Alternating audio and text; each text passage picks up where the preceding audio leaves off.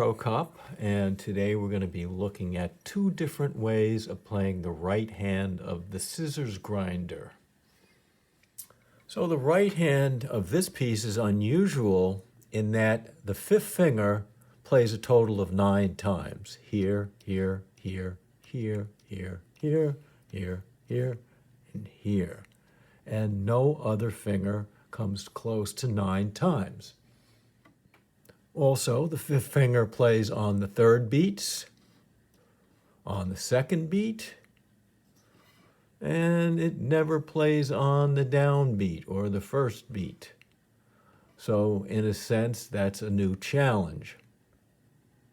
Now, I might have discussed this in other lessons, but the fifth finger and the thumb are the harder fingers to play because they're on the ends of the hand. They're kind of like not centrally located, and after you play the pinky or the thumb, it's very difficult to find a way to balance the weight of your hand on those fingers after they've played.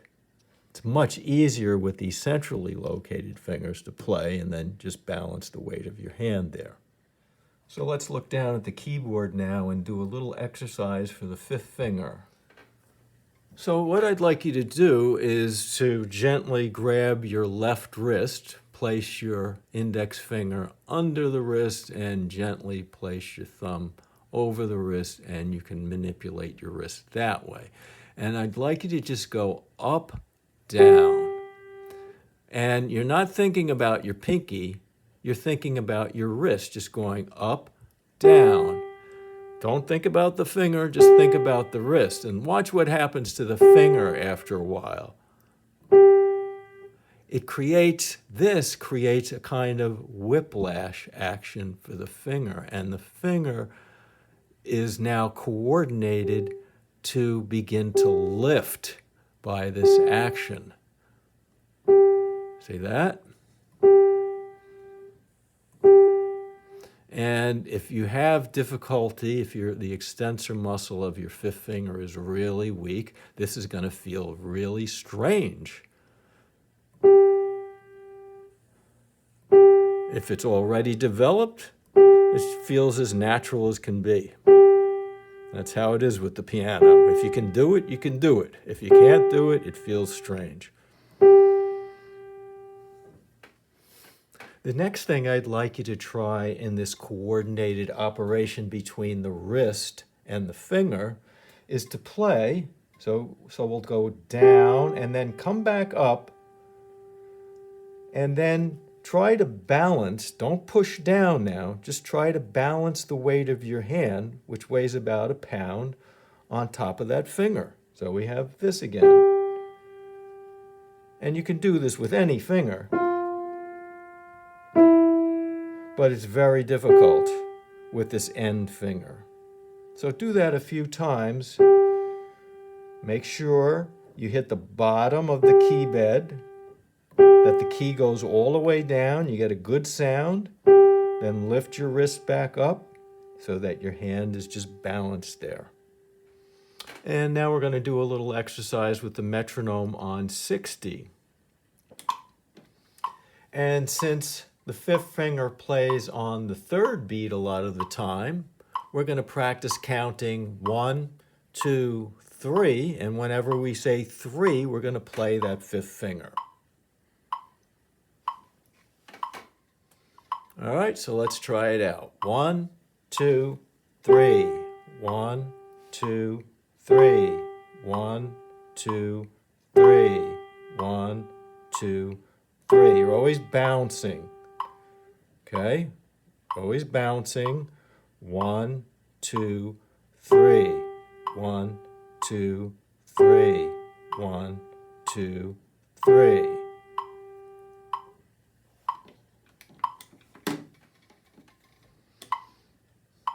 All right, now we're going to try it on the second beat. So we're going to count 1, 2, 3, and whenever we say the number 2, we're going to play that fifth finger. Ready?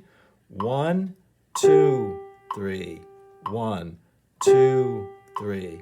1, 2, 3. 1, 2, 3. Good. And since the thumb makes a couple of important appearances in the song, let's just practice playing the thumb and being comfortable. And we'll do that on 1. 1, 2, 3. 2, 3. Hit the bottom of the key, bounce up. You're always relaxed. Okay. All right, now relating to the piece, let's try the first 1, 2, 3, 4, 5, 6.5 measures because it's all the same. It's middle finger and then the fifth finger to the second finger. All right, and we do that 3 times. So let's try that together. 1, 2, 3. E, G, and D. 2, 3.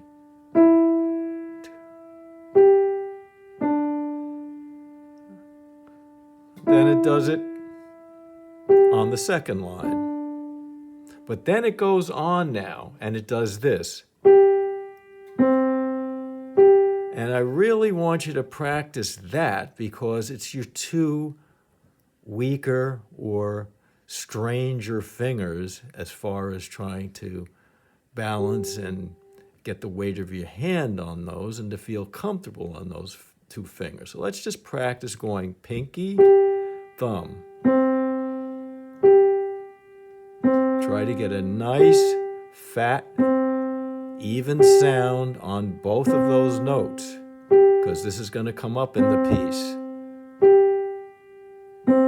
Okay? So the first line is, right, and then it does it again. And then the second line begins with the same thing, but now it goes to the thumb and back up to the 5th finger, and then F sharp, and then G again. So let's just try doing this. Thumb, pinky, F sharp, pinky. Again, thumb, 5th finger, F sharp, 4th finger. Okay, so that's a little tricky.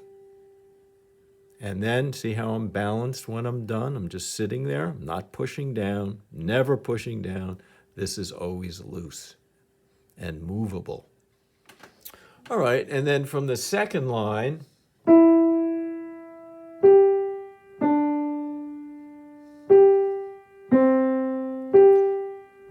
we cadence on this G and then play an F to get back to the original theme.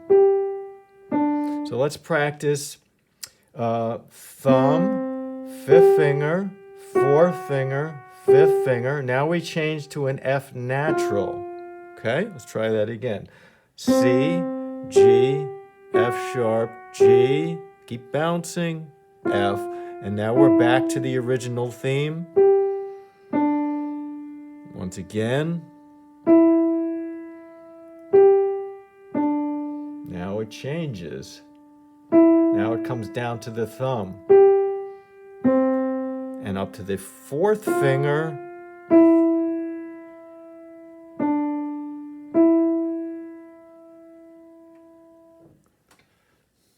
So let's go back to that 4th line again, all right? Starting on the 3rd finger. 1, 2, 3. Now we come up a 4th. And then work our way down and finish on the E. Okay, let's try the whole thing with the metronome on 60. 1, 2, 3.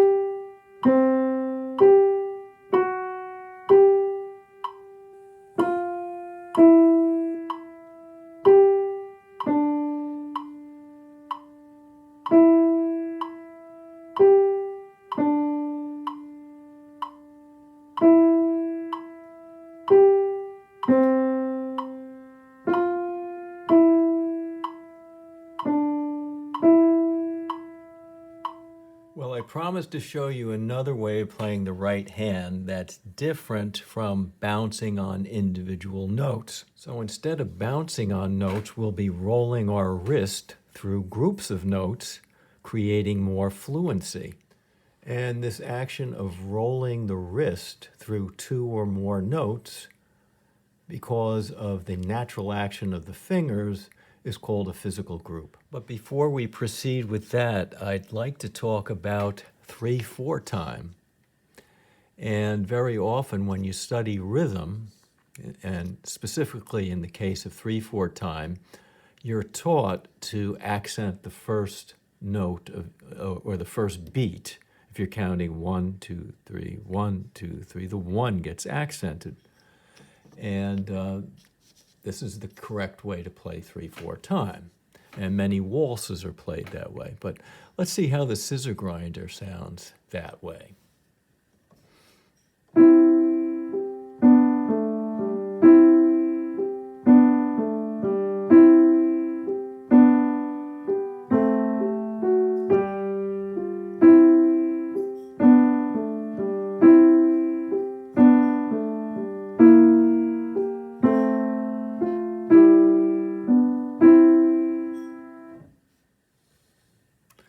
Well, that didn't sound very good, did it?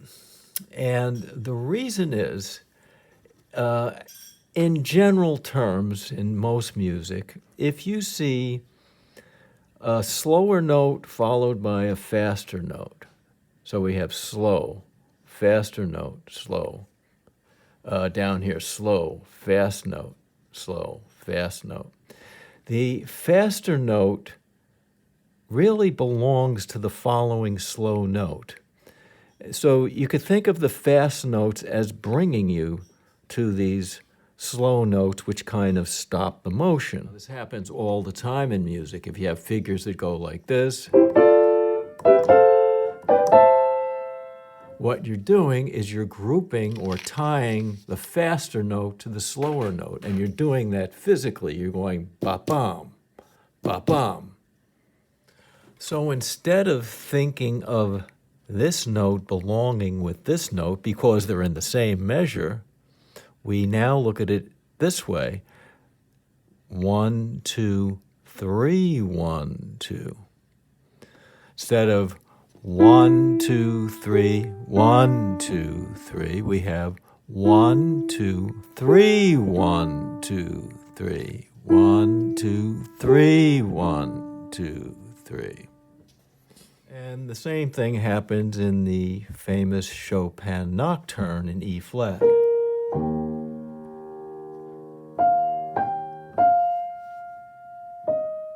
Three, 1, 2, 3, 1, 2, 3, 1, 2, 3, 1. Listen to the difference.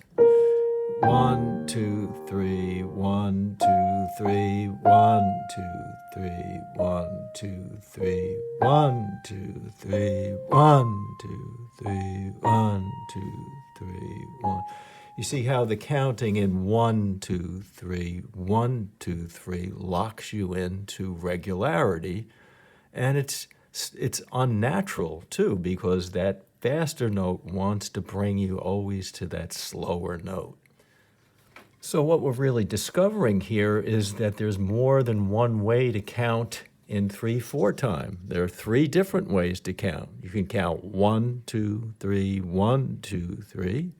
You could also count 2, 3, 1, 2, 3, 1, 2, 3, 1. Or you could count 3, 1, 2, 3, 1, 2, 3, 1, 2.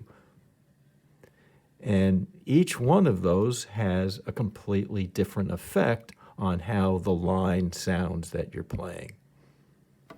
So let me show you how to notate these physical groups so that we can get the desired effect that we're after.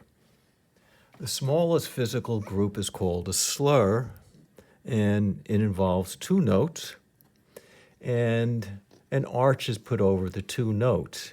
And what that indicates is that you should drop on the first note, bang, drop with your wrist, and then slowly let your wrist rise up so that there isn't as much action on this second note. So you have something like this as a result. Down.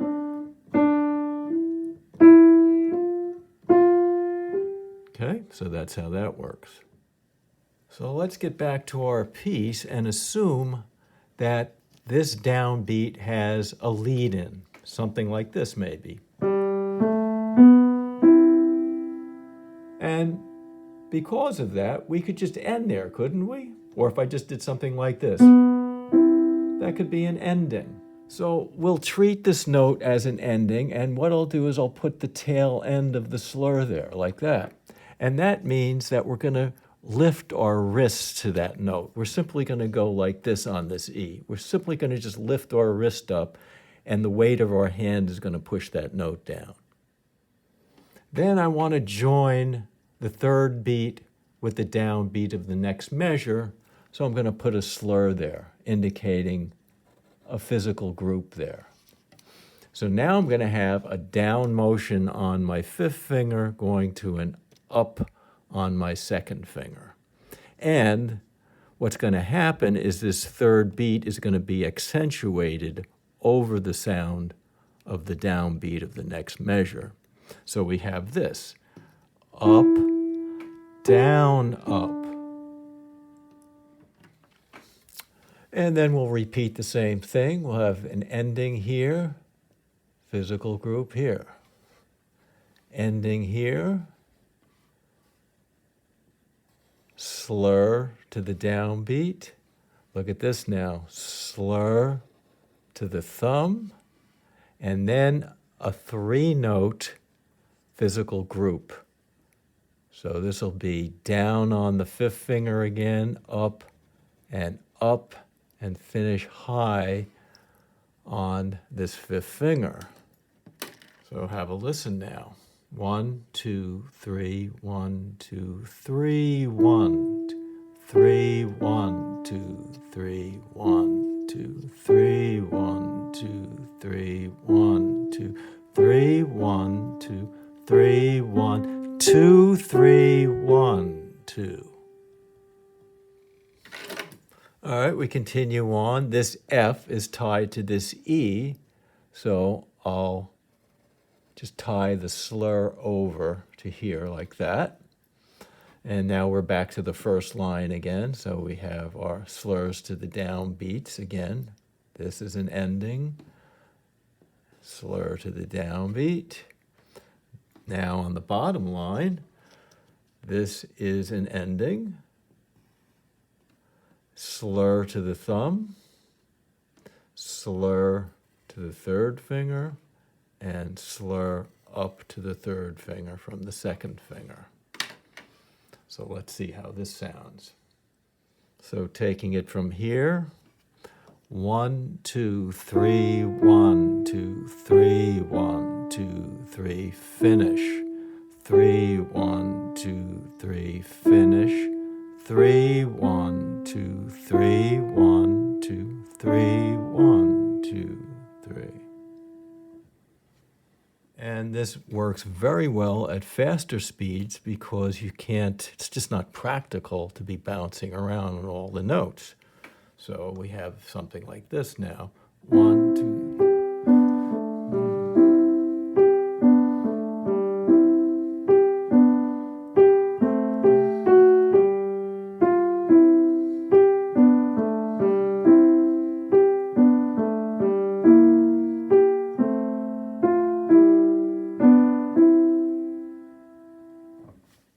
And let's look down at the keyboard to see how the hand actually looks when it's playing all of these physical groups.